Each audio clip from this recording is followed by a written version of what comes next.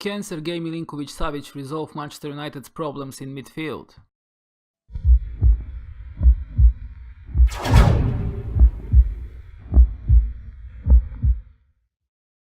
Hello everyone, this is What If League, and today I'm doing the experiment what if Manchester United signed Sergej Milinković-Savić from Lazio. This is a very talented central midfielder who is also capable at playing in the number 10 role. And what I did here, I bought him for £70 million, which is a sum that I saw circulating in the media, so I decided it's a good round number to use. I transferred him in the middle of February, which is probably going to mean that he's not going to be eligible to play until the end of the first season, but I don't mind that at all. At least he's probably not going to get injured. So what I'm going to do now, I'm going to fast forward until the end of this season, and then I'm going to fast forward 3 more years into the future to see how things develop with Savić at Old Trafford. This is now the 2nd of June 2018, and the first season in this experiment has ended. Manchester City are crowned champions. Manchester United have finished in 3rd place, 24 points behind the champions. This is a staggering lead, and Pep Guardiola's side have been very, very dominant. Tottenham were finished the season in 2nd place with 77 points, 21 points behind Manchester City, and Liverpool completed the top 4. Chelsea and Arsenal were both left out of the places that provide qualification for the Champions League. So this was a very, very interesting turn of events, and we are now going to fast forward 3 more years into the future to see how Savić is actually performing at United. Just before I do that, I want to quickly check if for some reason he has been eligible to play. Of course he hasn't been. He only managed to play in 4 FA Cup games where he scored 1 goal, assisted 1 goal, and picked up 1 player of the match award, which is still very impressive. And just looking here, we can see that actually Manchester United were winners of the FA Cup that season, so Sergej Savić was very, very influential in that trophy, I imagine. In the final, did he play? Let's see. Yes, he did play. He was substituted a few minutes before the end of the game, but he was part of the starting squad just next to Paul Pogba. We can see that they played with Alexis Sanchez, Mata, Martial and Lukaku in front of them. So he established himself in the first team, and he was probably very useful as well. So now I'm going to fast forward 3 years into the future so that we can see his actual impact on the Red Devils game. Alright, it's the 2nd of June 2021, and we are starting with the Premier League, where the last time we left off, Manchester City were very categorically champions, 21 points above 2nd place Tottenham. In the next season, Arsenal were crowned champions. They were on level with Manchester United, 80 points for both teams. Arsenal had 1 goal better goal difference, so this was a very, very dramatic end of the season, and I'm sure it was heartbreaking for Manchester United and their fans in this virtual simulation. Manchester City and Tottenham finished in the top 4. You can see that all the 4 teams in the top 4 are 4 points apart, which means that it was indeed a very competitive season, and the battle for the champion was until the last 2 rounds. In season number 3, Manchester City were champions again. This time they had 7 points more than 2nd place Manchester United. Arsenal and Chelsea completed the top 4. And in the final year, Manchester United were victorious, 82 points, 3 more than Liverpool and Chelsea, and 8 more than 4th place Manchester City. So at least Manchester United managed to get 1 title in this 4-year period. Now let's have a quick look at the team. Jose Mourinho is still the manager, Alexis Sanchez is the captain, vice captain is Paulo Dybala, who apparently they have purchased as well. Let's look at the tactics screen. We see tactics of 4-2-3-1. Which is not surprising, and Savić is playing in the midfield just next to Paul Pogba, as we anticipated. They also have James Rodriguez in the number 10 role. They have brought him from Bayern Munich as well, apparently. Let's have a quick look.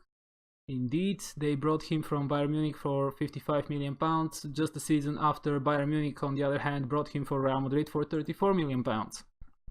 Okay, and they also have Gelson Martins from Sporting Clube de Portugal. They brought that Portuguese player for £23.5 million as well.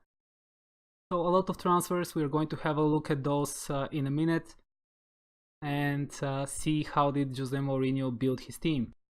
So here we are. In the first season, the only transfer of course was Savić. Then in the next season, Pepe was brought from Besiktas for less than $1 million. Yacine Brahimi from Porto. Kik Pieri from Heerenveen. This is a very young defender. He is a central defender, also capable to play on the left fullback position.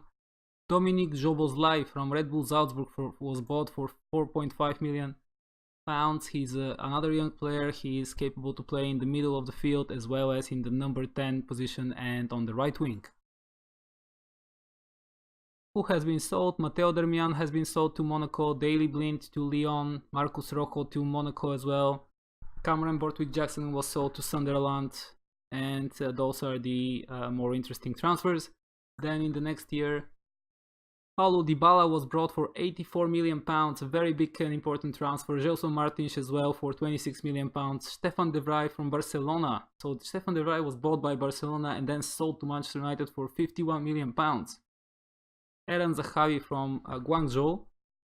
This is interesting. So he's an Israeli player already sold to Inter, but he's an Israeli player that played in China and then was brought to England by Jose Mourinho. Ramiro from Grêmio was the next transfer. André Dias from Marítimo. André Dias, a very cheap transfer. This is a regen player who is capable to play as a striker, and he is actually not bad at all for such a low sum. His transfer was for just £63,000.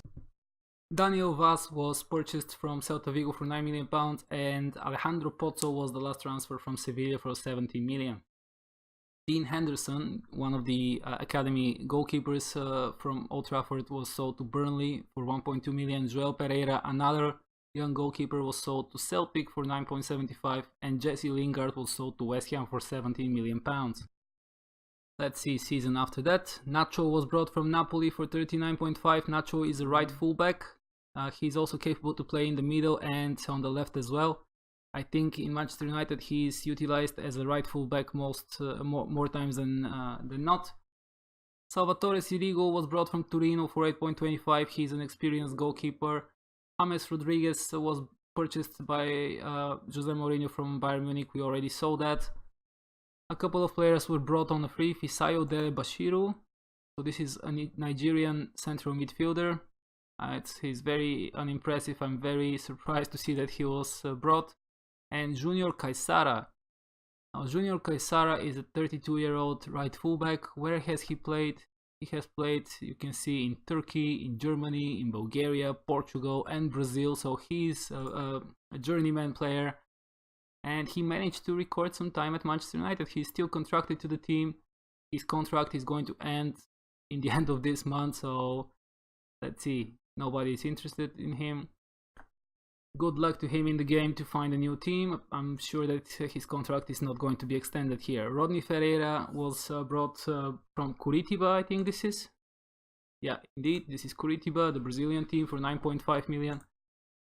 This guy is a left fullback regen. He's very impressive. You can see determination 18. His marking stats are not what they could be, but all in all, quite a good player. Can probably develop a bit more as well. And Alexandro, he is on the other hand a very, very good left fullback that has been brought from Juventus, and I'm sure that this new guy, Rodney Ferreira, can learn a thing or two from him. In the outgoing transfer section, Sergio Romero has been sold to Borussia Mönchengladbach, Phil Jones to West Ham, Scott McTominay has been sold for peanuts to Hartlepool. So this is very interesting. Scott McTominay is currently one of Jose Mourinho's favorites at United, but unfortunately in the game he did not establish himself and was sold out in July 2020. Which can still happen in reality, to be honest, we don't know. Eren Zahavi, we already saw, he was sold to Inter after he was brought from China. Ben Hickman, I'm not familiar with that guy. He's a regen. Ben Hickman, a goalkeeper. So a lot of goalkeepers have been sold by Manchester United in the last few years here in the game. And Brazilian Ramiro has been sold to Paris Saint-Germain. So those are the transfers that Jose Mourinho did in Manchester United for those 3.5 years. Now I'm going to quickly have a look at the English Cup competitions before we move to the European competitions and see how did things develop there. So the FA Cup was won by Arsenal 2 times after Manchester United won it initially, and then Manchester United regained it again in the last season after beating Manchester City in the final. Let's have a quick look. Paulo Dybala scored both goals. Sergej Milinković-Savić played in this game as well. He was substituted just after the halftime. Now let's have a quick look at the League Cup as well and what happened there. So let's see. In the League Cup, Crystal Palace won the first instance, and then Manchester United won 2 League Cups. So far we have 5 trophies in total for Jose Mourinho since the beginning of this experiment. We have 1 Premier League, 2 FA Cups and 2 League Cups. Tottenham won the last instance of the League Cup in this experiment in season 2020-21. Now let's move our focus to the European competitions. Starting with the Europa League, as per tradition, the first season Milan were victorious after defeating English team Everton in the final 2-0. Milan qualified after also beating Atalanta in the semi-finals, Roma in the quarter-finals and Liverpool in the second knockout round. Then the year after that, Borussia Dortmund were victorious and won the Europa League after defeating their namesake team Borussia Mönchengladbach, so it was the battle of the Borussia teams. 2-0 in the final for BVB, and they also managed to defeat another German team on their way to the final. They defeated Bayern Munich in the semi-final on penalties and Chelsea in the quarters, Arsenal in the second knockout round. Then season number 3, Manchester United won trophy number 6 after defeating Liverpool, so this was a very big derby game here played at the final of the Europa League competition. They won 3-1. They qualified for that game after beating Lyon in the semi-final, Athletic Bilbao in the quarters and Monaco in the second knockout round. In the very last season, Liverpool managed to avenge and win against Roma in the final, so they won the Europa League 2-0 against Roma. They qualified for that game after beating Inter Milan, Valencia and Sampdoria. Moving 1 tier up to the Champions League, the first instance of the Champions League in season 2017-18 was won by Real Madrid after beating Bayern Munich in extra time 1-0. Real Madrid qualified for that game after defeating Atletico Madrid in the semis, Manchester City in the quarterfinals and Benfica in the first knockout round. Manchester United were eliminated by Bayern Munich in the quarterfinals after they managed to beat Red Bull Leipzig in the first knockout round. Then in season 2, Atletico Madrid won the all-Spanish final after beating Barcelona 2-1 in that game. Atletico Madrid qualified after defeating Monaco in the semi-finals, Paris Saint-Germain in the quarterfinals and CSKA Moscow in the first knockout round. Manchester United, on the other hand, were eliminated by Paris Saint-Germain in the first knockout round. In season number 3, Atletico Madrid were victorious again. This time they beat their neighbors from Madrid, Real. They beat them 2-0 in the final. They qualified after also eliminating Juventus, Arsenal and Paris Saint-Germain on their way to this trophy-laden season. In the very last season, Bayern Munich were victorious in the Champions League. They defeated Juventus in the final that was played at San Siro. The victory was 2-1. Bayern Munich also eliminated Barcelona, Manchester City and Arsenal on their way to the trophy. Manchester United, on the other hand, were eliminated in the semi-finals by Juventus. Before that, they eliminated Borussia Dortmund and Milan. So last thing that I want to do here in this experiment is to check the Ballon d'Or awards to see who won. In 2018, the winner was Ronaldo in first place, Messi in second place, Neymar in third place. Year after that, Neymar won the biggest individual award, Lionel Messi was second, Marco Verratti in third place. And then in the last year, 2020, Lemar was the winner of the award, Kylian Mbappé was second and Neymar third. So all these 3 players play in the French Ligue 1, so this was very good news for the French top division. Alright, with that I think this is enough for this video, guys. Don't forget to like the video and subscribe if you haven't already for my channel. That way you're going to receive notifications for when I upload new videos. In the meantime, you can also check out my social media. Links will be provided in the description below. Let me know what you think about this experiment and what would you like to see next. I would love to hear from you in the comments. Thank you once again for watching. Until the next time, bye!